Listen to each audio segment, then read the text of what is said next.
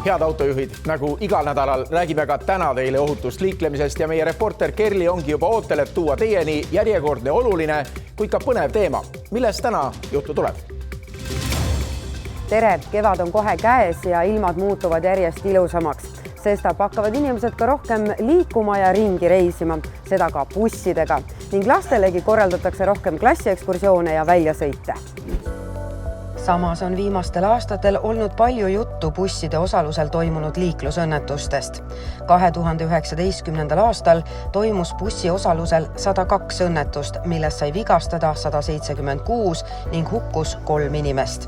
Aasta varem oli taolisi juhtumeid 111 ja hukkus 2 inimest. Bussiga õnnetusi juhtub linnas sagedamini on need kukkumised bussis ja maanteel libedaga kraavisõidud, väiksemad pleki mõlkimised, reastumised ja nii edasi. Et oli ka siin aasta jooksul on 2 suuremat sündmust olnud, kus on siis tõesti mitukümmend reisijat sai korraga vigastada. Reisijana saame end kaitsta nii, et kinnitame bussis alati turvavöö. Kui see on olemas, siis on turvavöö kasutamine bussis ka kohustuslik. Millist rolli mängib liiklusõnnetuste puhul see, et bussis on jäetud turvavöö kinnitamata? Juhul, kui meil turvavöö ei ole kinnitatud ja buss satub liiklusõnnetusse, siis see inimene, kes ei olnud kinnitanud ennast turvavööga, võib väga haiget saada ja vähe sellest, et ta võib ise haiget saada, ta võib ka teistele haiget teha, kukkudes neile otsa. Või halvimal juhul, kui ütleme, buss võib kraavi sõita, siis inimene võib bussist välja kukkuda ja hullemal juhul ka tegelikult bussi alla jääda. Ehk siis turvavöö kasutamine on väga oluline. Enda ja kaasreisijate elu ja tervis võiks olla muidugi esimene mõte, miks bussis turvavöö kinnitada. Küll aga teeb politsei igal kuul reide bussidesse kontrollimaks, kas reisijad on kinnitanud turvavöö või mitte. Selle tegemata jätmisel võib politsei ka trahvi teha. Viimase aasta jooksul oleme teostanud päris palju bussikontrolle, et oleme nii tehnoseisundit kontrollinud kui ka reisijate turvavarustust. Üldine pilt on ikkagi see, et kui politseinik bussi astub, siis käib klõps ja hakatakse turvavööd kinnitama, kuigi buss juba seisab. Milline on reisijate reaktsioon, kui te tuvastate bussis turvavööta sõitja ja selle ohtudest siis reisijaga räägite? Üldiselt kõik saavad aru, et turvavöö peab kinni olema ja hakatakse vabandama. Et ei jõudnud, alles istusin bussi peale. Kõige huvitavam on siinkohas lapsed, kus need hakkavad kohe näitama, aga temal oli ka lahti ja temal oli lahti. Et laste kasvatus on selles mõttes parem. Et nemad mäletavad, et enne bussi liikuma hakkamist turvavööd tuleb kinnitada. Kuid Eestis liigub veel ligi 800 bussi, millel ei olegi turvavöid. Kuni 97. aastani toodetud suurtel reisibussidel oli turvavööd ette nähtud vaid keskmise ukse juurde ja esiistmetele. Oktoobrist 97. aastal teele tulnud reisibussides on aga turvavööd juba kõigil istmetel. Linnaliinibussidel ei ole turvavööd kohustuslikud.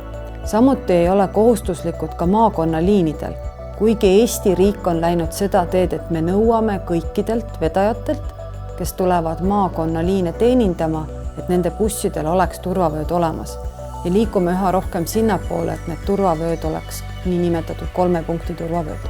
Aga milline on olukord meie koolibussidega? Kui me räägime õpilassõitudest, mida vallad korraldavad, siis me liigume tegelikult sinnapoole, et igas bussis peaks olema turvavöö ja võimalikult vähe lapsi peaks bussis seisma püsti. Täna on tegelikult olukord see, et meil on õpilasliine, kus meil ei ole bussis turvavööd, aga need vallad on lubanud, et edaspidiselt nad hangetes kindlasti küsivad neid busse, kus on turvavööd olemas. Seaduse kohaselt vastutab bussis turvavöö kinnitamise eest juht või täisealine reisija ise. Kui aga tegemist on alaealistega, siis vastutab juht ja lapse saatja. Turvavöö peab olema alati kinni. Kui kool või lasteaed on otsustanud, et nad lähevad ekskursioonile bussiga, siis kindlasti bussi tellimisel tuleks seda silmas pidada, et küsida bussi, kus on olemas turvavööd. Et olukorda, kus buss sõidab ette kooli või lasteaeda ja turvavööd ei ole, selliseid olukordi on päris palju ja siis õpetajad on nõutud. Ehk siis alati küsida turvavööga bussi. Enne sõidu alustamist peavad nii laste saatja kui bussijuht kindlaks tegema, et lapsed kinnitavad korralikult turvavööd.